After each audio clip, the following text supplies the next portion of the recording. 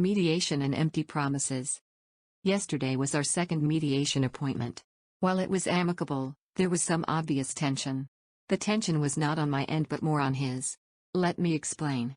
During our first mediation we brought up the topic that he might move out of state. At yesterday's meeting I asked what we would do about custody if he moves to this particular state. When I mentioned the state by name the mediator was confused. This prompted her to ask him why this state that is so far away. His answer? Well. Then silence. He couldn't put into words the fact that he was leaving to be with his girlfriend. I had to finally chime in, realizing we are paying by the hour that he was moving to be with his girlfriend. I realized later that was the first time he had semi-confessed to having an affair and a girlfriend to anyone. If you love this person so much, why can't you just say it out loud? That whole situation confuses me. Anyway, when it comes to dollars and cents I will be fine. He will also be fine. He will have enough to do what he needs and so will I. We have agreed to a physical custody scenario that allows him weekend and dinner visits. Fine by me, I want my boys to have their father. But, the situation becomes a bit more difficult when he moves. While he said yesterday he plans to stay here at least a year, I doubt that will actually happen. When he does move across the country he wishes to return for one weekend of every month to see the boys. Again, I'm fine with this scenario, but where will he stay that weekend? He has no family. Will he just be taking the boys to a hotel? Again, I don't think he actually thought this through. This is a problem we will tackle when he does decide to move. Lastly, the mediator said it could take about 2 months to finalize everything. He and I spoke after the session to go over some facts and figures, and I brought up the tentative finalization date of our marriage. I told him how 2 months is a good amount of time to save some money and find an apartment, to which he agreed. I also reminded him about his promise to not return to visit her until our divorce is finalized or he has a place to live. He quickly became frustrated, telling me that he knew and tried to shut down the conversation. I told him I'm happy that we are on the same page, but I'm not budging. If you leave while you still live here you cannot come back, that is something we both agreed to. Now the big question remains, who does he break a promise with? Obviously it's a win-win for me. Stay home and help me with the kids while you save $500 plus and move out quickly, or leave to visit her and I get you out of the house sooner. I'm happy with either decision. I just want to move on with my life and enjoy my moments with my children. Out for a swim. When I took this dive into the Reddit community I had no idea where I would land. I thought my feet would hit shallow ground and I would be ankle deep on the banks in an uncomfortable swimsuit all alone. But to my surprise this deep ocean of Reddit readers have engulfed me into their warm waters and I am surrounded by a sea of support. For this I am thankful. I'm also so touched by the droves of people who have reached out for advice or offered their own experiences as lessons to be learned. To the ones seeking advice I tell them, I am not an expert swimmer. I'm merely doggy paddling through the sea of hurt and confusion. Please don't use me as a sign of strength. Because the truth is, I am not strong, I am you. I am the woman who reads because they are suspicious of late-night phone calls her husband takes. I am the spouse who has shouldered the entire family and is in desperate need of support. I am the woman who misses affection from her husband who is next to her in bed every night. I am you. To those people who have yet to catch their partner cheating but are suspicious, trust your gut. Cheating is a coward's choice, so be braver than them and face the truth. To the spouse who is the fixer and takes on every challenge, take a step back. When you help, even with good intention, you are actually just hurting yourself. To the spouse who has tried everything to receive physical attention from their partner but to no avail, their affection is probably going somewhere else. These are lessons I wish I could have told myself months, if not years ago. Listen to me. Or just listen to you. To the sharks in water who call me a bad mom, a crazy bitch, fake, or even just think I'm out of my mind, you will find no blood in this water. So it's best you move on and find a thread where the op welch on the water for you. It's so very easy to read and judge, this I understand. I just hope that if this ever happens to you that you will be as brave, logical and composed as you expect others to be. If not, you will find sharks circling you as well. So I hope you are as strong of a swimmer as you claim to be. If you are still reading, my saga/survival continues. Our final mediation papers will arrive this week. We were able to settle everything at the last meeting on January 12th and the documents just need our signature. After that, the divorce papers need to be served and filed with the county. Then we await our court date, which will be done via Zoom. Yes, a bit anticlimactic, but it will still serve its purpose of divorcing. He has started, finally, to look for an apartment, but nothing is to his satisfaction. Maybe he is being picky, or maybe he is comfortable living in the basement. Either way, once the divorce papers are stamped, he needs to be gone. He has started making phone calls to her during the day, and I can hear him giggling downstairs. I'm happy he is happy, I really am. That isn't passive-aggressive. I know I will be happy one day too. He just got there first, and that's okay. I feel like my life is in limbo right now. I can't move forward because I'm chained to the past. I'm hoping his move will be soon. I suspect he wants out for February 1st so he can go visit her for Valentine's Day. I hope for his sake, and mine, that he makes his deadline.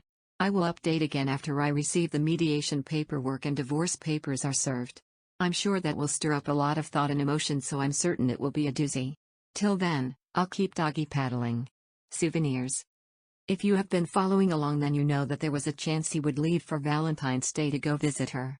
Well, he left this morning. He told the kids, "I'm going," as he walked out the door, leaving me to explain a few hours later that he had to leave to work when they started asking for him. I had learned that I can't have expectations. Just because I would try to be more honest with the kids doesn't mean he would. I was really proud of the fact that I didn't even engage him in the discussion/debate/argument of going. Yes, I had loudly vocalized some feelings a week ago when he told me he was going, but I have not engaged him about it since. All I asked was for his flight info so that I would know when to expect him back. He did not provide this information. Maybe he thinks I'm not entitled to it. Either way, he left and I was fine. Well, we had the conversation multiple times, in which he agreed that he would not visit her again till he had an apartment. He has reneged on that agreement. Shocker. He claims that he has every right to be here, which he does legally, and he can do as he pleases. He put a down payment on an apartment a few days ago but says he doesn't know when he is moving. What? The bills he pays in the house are less than the child support he will have to pay, so I think his decision to stay longer might be a financial one. I've offered him any piece of furniture he wants in the house. I even offered to pay for half of the cost of bunk beds for the boys. I just need him to leave. I have no idea why he is dragging his feet. But, I learned through a mutual friend and former work colleague of theirs that she recently had COVID. When I say recently, I mean the Board of Health from her state said she could stop quarantining 3 days ago. But what about her kids that are in the home? Were they living there during her quarantine? Are they positive? Perhaps they are asymptomatic? Will my STBX be bringing me and our children home a COVID souvenir? I'm livid. COVID insensitivity. For all those messaging me with concern and for updates, I apologize for my tardiness. It has been a heartbreaking 2 weeks. To amend for my absence, I will be posting 2 updates tonight. Let me start from the beginning. My STBX left for his getaway on February 12th and did not return until 2:15. During his blissful vacation, my family and I suffered a great loss of one of our most beloved member to COVID. I was a mess. Everyone I love was devastated.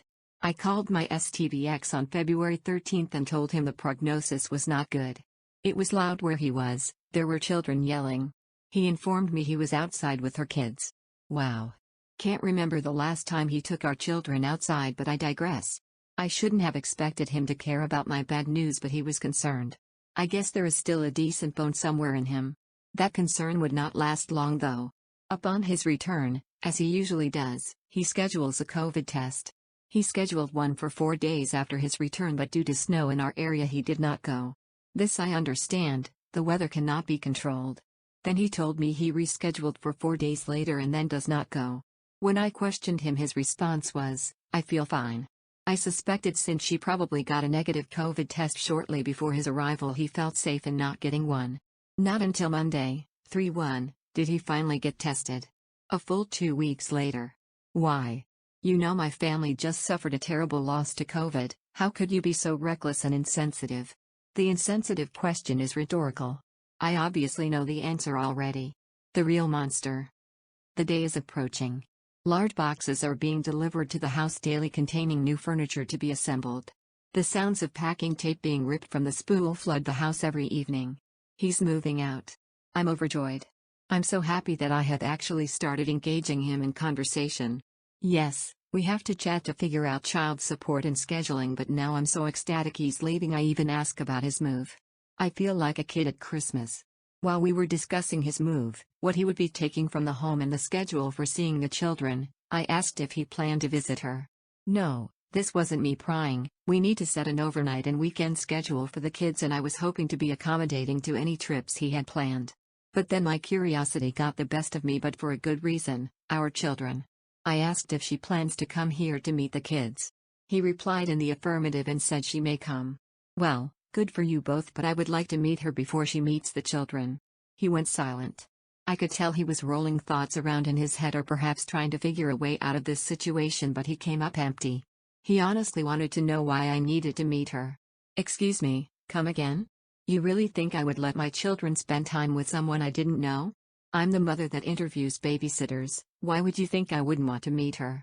He claims to be worried that I won't be civil, but he knows me better than that. I have nothing to gain being rude to her. It's just ammo. I refuse to play that game. Plus, why would I care? I don't want him. That's your prize now, honey. Congrats. But he recognizes that he can't stop me in this. I have every right to meet her as he would to meet someone I am dating. When it comes to the kids, we can't keep secrets. I think the real concern about us meeting is this: she will realize I'm not the horrible monster he made me out to be. His plans of assassinating my character to build himself up or to receive pity from her, and the constant gaslighting will be revealed. She will see that I am not pining over him, quarreling with him, and that I'm genuinely a good person. Maybe she will see that he might be the real monster. Like father, like son. My STBX was quiet. More quiet than usual. Almost sulking. I don't understand his motivations anymore and what he actually cares about, so I left it alone. Not my business to care and comfort anymore, right? That evening, after the children went to bed, he sat alone at the dining room table. It was as if he was waiting for me to address him. I did not. Sulk, that's your issue, not mine. After he received no attention from me, he made the big announcement. He claims he told everyone what happened between us, including his father. Then, oddly enough, he started to cry. Full ugly tears. I thought these were tears of embarrassment and shame. He then proceeded to tell me the conversation he had with his father was the first time his dad has actually acted like a father towards him. While that statement in itself is unsettling, it is also confusing. I'm guessing his father supported him? I know if this was my son I'd support him, but also have some strong words about how he went about this and how he should probably proceed in the future. But it looks like he received 100% support. So while I understand, I don't understand. Something was wrong here. Last week was my youngest son's birthday. I had asked my STBX if he would like to invite his father over for cake. He texted him several times with no response. He learned through their conversation/confession last night that his father was in another state for work. Okay, understandable. But here's the kicker: he went away, with a new girl he is dating. Why is this strange, you ask? He just asked his wife of 30 years for a divorce at the end of January. So this makes me think, is adultery a learned behavior? My Phil abandoned my STBX when he was 9 years old, the same age as my eldest son now. Is there a pattern here? Or is all this just a crazy coincidence? I could not help myself. I messaged my Mill. She confirmed they were divorcing. I asked if there was any infidelity and she claims to her knowledge, no. But I know better. She said that my Phil started to withdraw from her. He started picking fights for no reason and avoided interacting with her last fall. Then in January he said he wanted a divorce so that he could find himself. A man who is in his 60s, close to retirement, needs to find himself? Sounds like a cop-out to me. But now that I've learned there is another woman, which my Mill does not know, I understand that this bloodline of men are truly selfish and unfit partners. I know all the comments will tell me to tell my Mill about the infidelity on his part, and I plan on doing so. I just need a little more information before I break the news to her.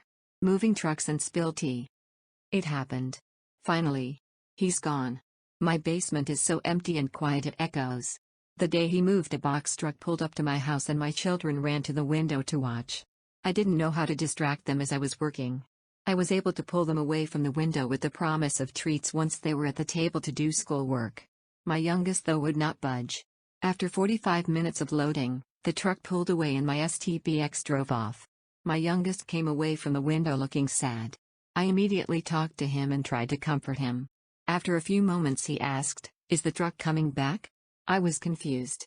I told him that we were staying here and no one else was moving. Apparently he wasn't upset that Daddy was leaving, he just wanted the truck.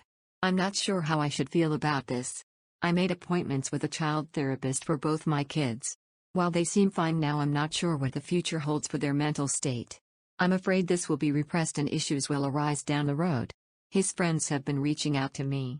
Now that they know what happened, I'm getting text and Facebook messages asking how I am. I know in reality they are just being nosy. They may care a little, but they just want me to spill the tea. Velp, I put the kettle on. I wasn't surprised to learn that my STBX wasn't completely honest with them. He failed to mention traveling during a pandemic to visit her. I guess that would make him look reckless? Selfish? Idiotic? The wives of his friends are in shock. They considered my STBX a friend that could be trusted, a man who had it all together. Basically, they trusted my STBX would be a good influence on their husbands.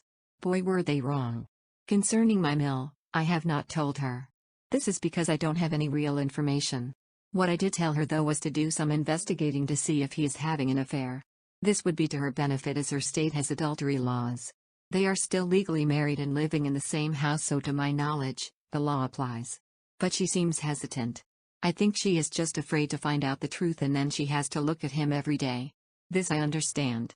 No person's spouse should have to experience that. I know it was gut-wrenching for me and perhaps many of you reading can relate as well. I just don't want to be the one to tell her. Perhaps this is because I'm still upset I had to find out on my own and my STBX was too much of a coward to come clean. Why should a cheating spouse get the thrill of cheating and be relieved of the burden of having to confess?